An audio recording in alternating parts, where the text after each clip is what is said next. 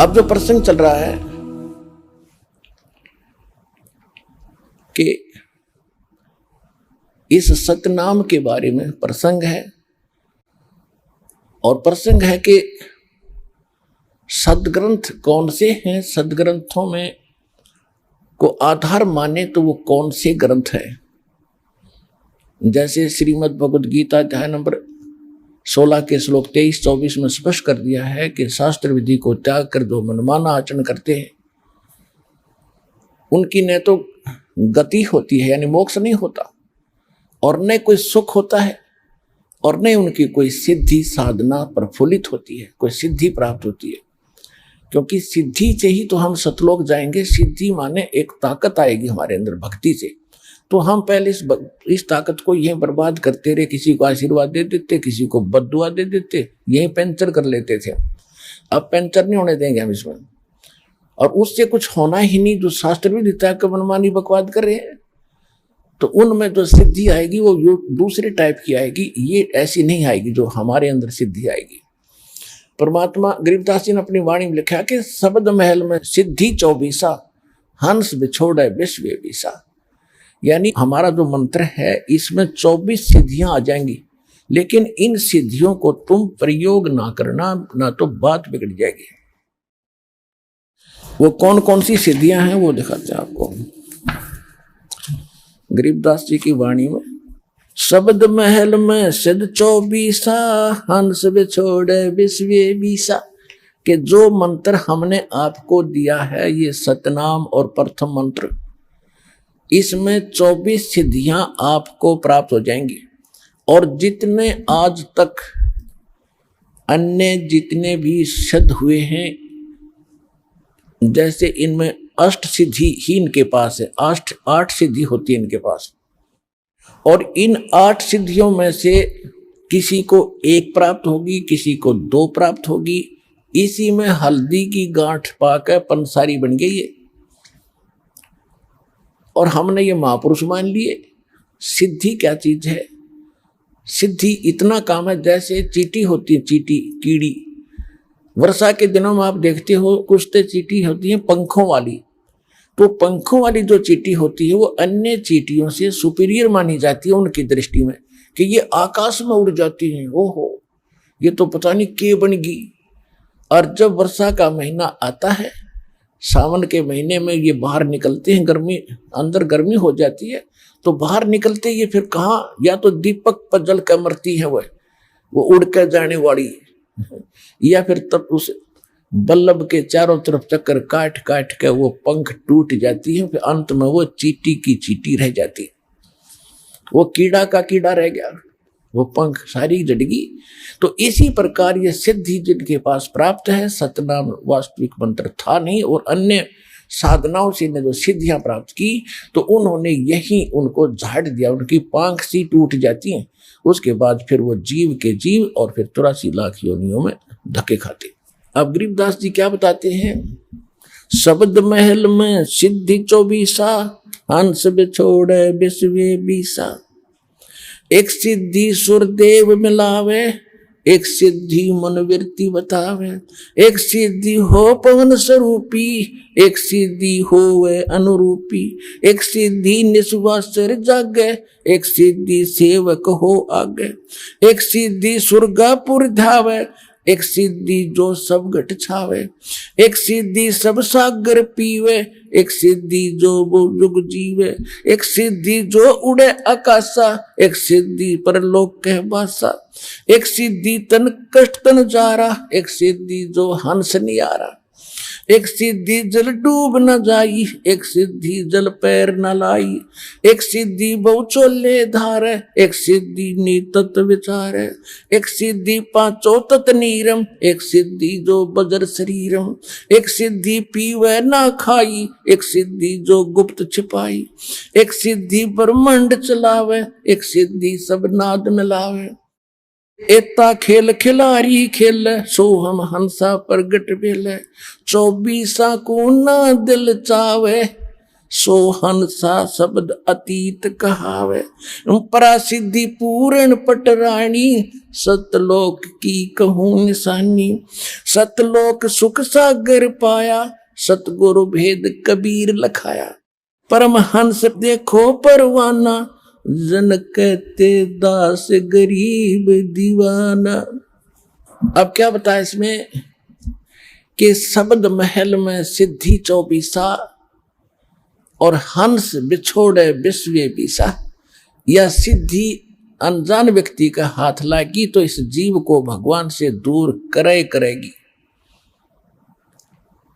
और जब आप और इस शब्द महल में, इस मंत्र में आप में 24 सिद्धि आ जाएंगी, लेकिन इनका दुरुपयोग शुरू कर दिया तो आपका पंचर हो जाएगा, आपकी पूंजी खत्म हो जाएगी, यहीं रह जाओगे। ना किसी को दुआ दो, ना किसी को बद दुआ दो, ना किसी को आशीर्वाद दो, किसी के सिर पे हाथ ना रखना, आशीर्वाद भरा। वैसे किसी के सिर में कष्ट है, मालिश कर दो खूब, कोई बात नहीं। और एक अपने गुरुदेव और भगवान के अतिरिक्त किसी के चरण नहीं छूना।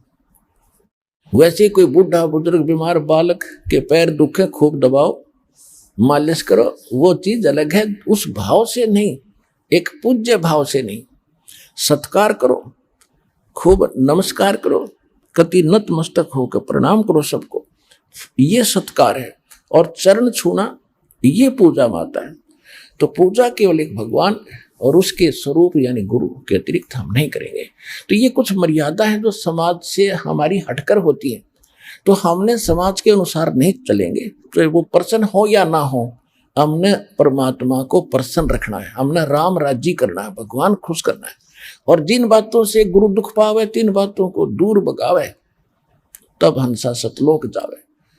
तो इस तरह की कुछ है, ना किसी को बद्दुआ देना, ये भी हमारी हानि होती है, और ना किसी को दुआ देना, किसी को आशीर्वाद भी नहीं देना, तेरे न्यू हो जाएगा, फलाना हो जाएगा, ठीक हो जाएगा, ऐसा खुश रहो, ये नहीं बोलना। नमस्कार करो, प्रणाम करो, नमस्ते बोलो।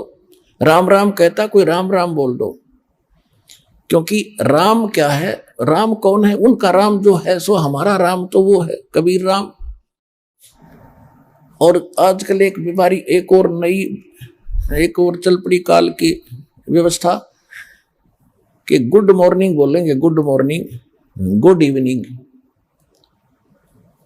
बता, ये नहीं बोलना हमने, ना गुड इवनिंग कहना, ना गुड मॉर्निंग, और ना गुड आफ्टरनून। हम या तो सिंपल कह दो, वो कहता गुड मॉर्निंग, वो कह दो जी मॉर्निंग मॉर्निंग, और या बोल दो गॉड मॉर्निंग, गुड छोड़ के गॉड बोल दो, गॉड मॉर्निंग, गॉड मॉर्निंग। अब उसका मिलता जुलता अक्षर भी हो गया, विराजी हो जाएगा। गॉड मॉर्निंग, गॉड अभ्यास बना लो अपना ये, God morning, God afternoon, God night, यानी गॉड गिवन है ये समय। सुबह भी उसकी दया से हुई है और दोपहर तक भी हम उसकी रजा से पहुंचे हैं, और शाम हुई है तो भी गॉड मॉर्निंग, गॉड इवनिंग, भगवान की दी हुई शाम है। गुड वैसे हो जाएगी या हमारे कहने से, तुम्हारे कहने से हो जाएगी, लेकिन उसकी हो जाएगी, आपकी पंचर हो जाएगा। तो इसी गलती ना करियो। जब आप कोई गाड़ी ले रखी कार, और उसमें से आप किसी दूसरे टायर में हवा भर दोगे, ना भाई मेरा भी काम बिगाड़ेगा, देखो सामने वो हवा वहां से भरवा लो जा करके। तो सतलोक आश्रम पर वाला बता दिए उनको कि वहां हवा वहां से भरवा लो, वहां जाके।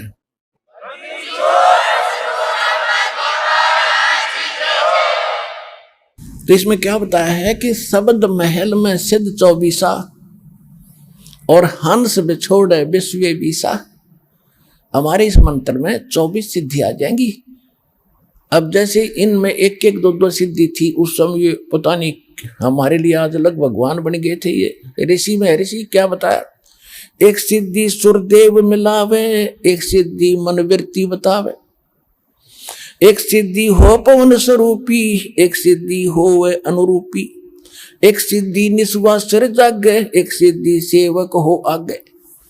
अब देखो, एक सिद्धि निस्वासर जागे, दिन रात जागे, यह सिद्धि होगी। दिन रात उसको नींद नहीं आती, बैठा रहता है। आदरणीय घीसा दास साहिब जी, गांव खेखड़ा, जिला बागपत हो गया, पहले मेरठ था। उनके एक शिष्य हुए नेकी राम जी, जो नाहरी वाले बोले जाते, नाहरी गांव के थे, वह जाट थे।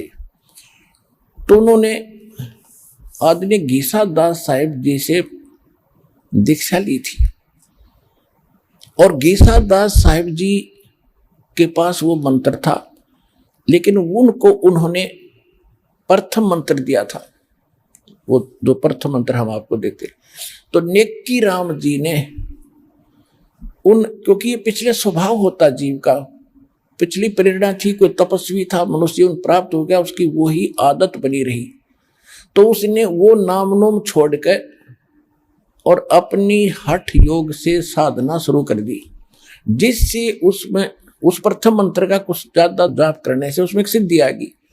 कौन सी सिद्धि आ गई? दिन रात वो सोए नहीं। एक गांव है यहाँ, गांव जिला सोनीपत, गोहाना से और सोनीपत रोड पर खेड़ी दमकन गांव है, वहाँ मेरे मामा जी का गांव है। तो दास वहाँ जाता था, और हमारी जो माता जी और मेरे मामा जी, नाना जी, वो सारे उस नेकी राम के पुजारी हैं। तो उनकी स्थापना का दास को पता हुआ। अब याद आई वो बातें जब शुरू में सुना करते हम, और विशेषकर जब ये भगवान की चर्चा चलन लगी वहां जाकर, तो वो कहने लगे कि हमारे यहाँ बड़े महापुरुष हुए नेकी राम जी। उनकी कथा बताई कि उनका हमने यहाँ बहुत बड़ा डेरा बना रखा है उन्होंने, गांव वाले ने, कि ये महात्मा यहाँ आकर बैठे थे। हमारे गांव से बाहर एक जंगल था छोटा सा बनी में, और कई दिन बैठे रहे। तो लोग गांव से इनका भोजन ले जाने लगे, श्रद्धालु पहुंच जाते हैं। तो एक ने बताया कि हमने इस महापुरुष को सोता नहीं देखे कभी, सारे दिन रात जागता रहता, बैठा रहता है या घूमता रहता है। तो कईयों ने छुप छुप कर देखा, 10 दिन हो गए, 15 दिन हो गए, महीना हो गया, कि भी सोता ही नहीं कभी भी। अले इससे बात पर वो भगवान बना लिया, उसका आश्रम गाड़ दिया, उसकी पूजा शुरू हो गई, और सारे चौड़ चपट। अब पता चला उनके ज्ञान भी नहीं था, वो तो गीसा दास जी से विरोधी भी हो गए थे। लास्ट में एक कथा सुनाया करते, गीसा पंथी बताया करते थे कि उन्होंने एक अभिमान का वचन बोल दिया था नेकी राम जी। तो कहने का भाव ये है कि एक सिद्धि निस्वासर जागे, इस मंत्रों में आपके ये ऐसी सिद्धि आ जाएंगी। तो उस समय वो संत पा किया। अब जितने भी नेकी राम जी के जो अनुयायी हैं, ये सारे ये डले ढोआ हठ योग करते हैं। और मंत्र गीसा दास जी की वाणी में एक पूरा शब्द है, 8-7 पंक्तियों का। उनमें से 2 पंक्ति हैं, ओम सोहम जप ले भाई, राम नाम की यही कमाई। और वो पूरा एक शब्द है, जैसे मंगलाचरण की तरह, उसको मंत्र बोलते हैं, उसमें ये लिखा हुआ है। और इस पूरी वार्तिशी को गाकर इसी को अपना नाम समझे, ये मंत्र है हमारा। और वो कह रहे ये मंत्र जपना है। और ये गरीबदास जी कहते हैं, राम नाम जप कर थर होई, ओम सोहम मंत्र दोई। ओम सोहम जाप जपिए, योग युगतिया धुनी तपिए।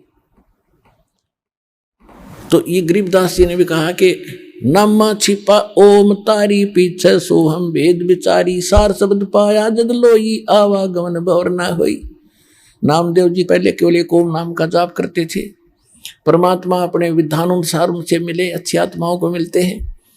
उनको फिर दूसरे मंत्र का भेद बताया। जब उसने दोनों नाम सिमरण किए तो कहते फिर सार नाम दिया। तीसरी स्थिति में नामदेव जी को जब उनका कल्याण हुआ, नामा छिपा, वो छिपी जाति में थे नामदेव जी, और महाराष्ट्र के अंदर रहने वाले थे। नामा छिपा ओम तारी, पीछे सोहम भेद विचारी, और सार शब्द पाया जद लोई, आवागमन बहुड़ ना होई। ऐसे ही धर्मदास जी को परमात्मा ने मंत्र दिए थे, लेकिन उनको प्रतिज्ञा दिला दी थी कि आगे बताना नहीं है। 1997 में दास को मिले परमेश्वर, और संकेत कर दिया था कि बेसे खोल दे, मैं आप देख लूंगा। किसी के पास ज्ञान नहीं है। और दास को ऐसा प्रोजेक्टर, ये 2003 से हमने फिर ये प्रोजेक्टर शुरू किया, आपके रूबरू करना शुरू किया, सबके इतिहास सामने रख दिए। किसी के पास ये नाम नहीं, किसी के पास यथार्थ ज्ञान नहीं, तो अपने आप ये सारे फेल हो गए। आज जितने भी संत महंत हैं, कोई नहीं चल सकता। और श्रेयाम मीडिया के अंदर इंटरनेशनल चैनल पर कम से कम 10-15 वर्ष से उनको ललकार रहा हूं कि आओ और चर्चा करो, कोई सामने नहीं आता क्योंकि उनके पास ज्ञान नहीं है, उनको पता चल चुका है।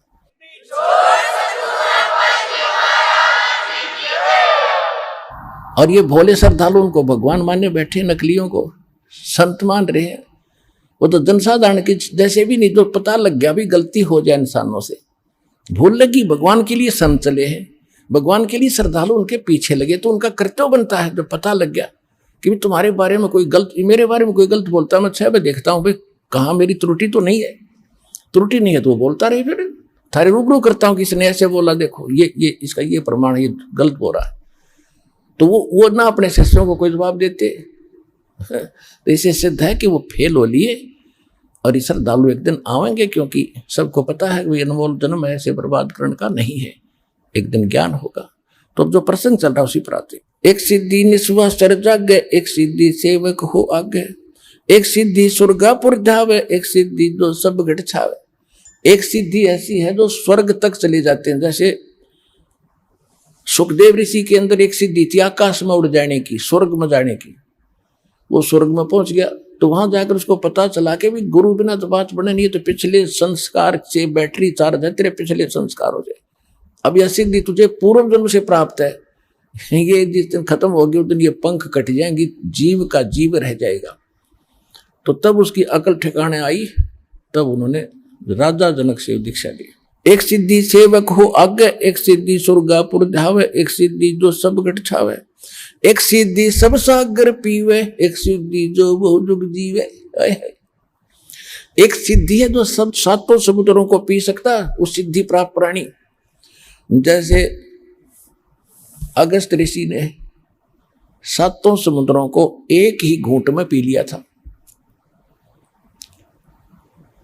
अब क्या हो गया, उसके कारण कितना प्रसिद्ध हो गया, सभी देवताओं ने, ऋषियों ने हाथ जोड़े, प्रार्थना की, महाराज यह तो बात बिगड़ जाएगी, यहाँ का वातावरण नष्ट हो जाएगा, सब पाप लग जाएगा। तब प्रार्थना करने से वापस छोड़ दी, फिर समुद्र भर गए, तो क्या हो गया, मुक्त। और परमात्मा ने सारे समेटेगा जब इकट्ठी कर दिया सेकंड में। तो वो उस मालिक के पास पराशक्ति है, पराशक्ति पूर्ण पटरानी, इन सिद्धियों की जननी है वो तो और ताकतवर है, उस मालिक के पास है। और सतलोक की कहूं निशानी, गरीबदास जी कह रहे। तो इसमें काफी वर्णन है, इसमें समय ज्यादा लग जाएगा, अब इतना ही पर्याप्त है जो संकेत समझाना था दास ने आपको। कहते इन 24 को ना मन चावे, इन झांखे भी नहीं। देखो पुण्यात्माओं, जैसे बहुत से भगत देखे, उनकी प्रार्थनाएं भी आती हैं और वैसे भी मिलते समय भी कहते हैं जी मैंने गलती कर दी। अपने अभी बता रही थी एक बहन कि मैंने अपने भाई के नाम ले रखा था, उसने, मैंने उसको कह दिया कि तू ठीक हो जा, तेरी बीमारी मेरा लग जा। वह ठीक होगी, मेरा लगी, हम फिर ये पंगा क्यों मोल लो तुम। तो कहने का भाव ये है, ये गलतियां करनी छोड़ दो, दिक्कत हो जाएगी, क्योंकि भक्ति करो तो ढंग से करो। अब इसको तो हम इतना सस्ता मान रहे हैं, इब तू अपनी भतीजी ने दे देना 20 लाख रुपये, दे के दिखा, चौने भी ना दे, अरे दे तो वही वापस दे दिए मेरे। उस धन का आपको पता है, इस धन का आपको पता ही नहीं कितना कीमत आपको कहाँ आवश्यकता पड़ेगी।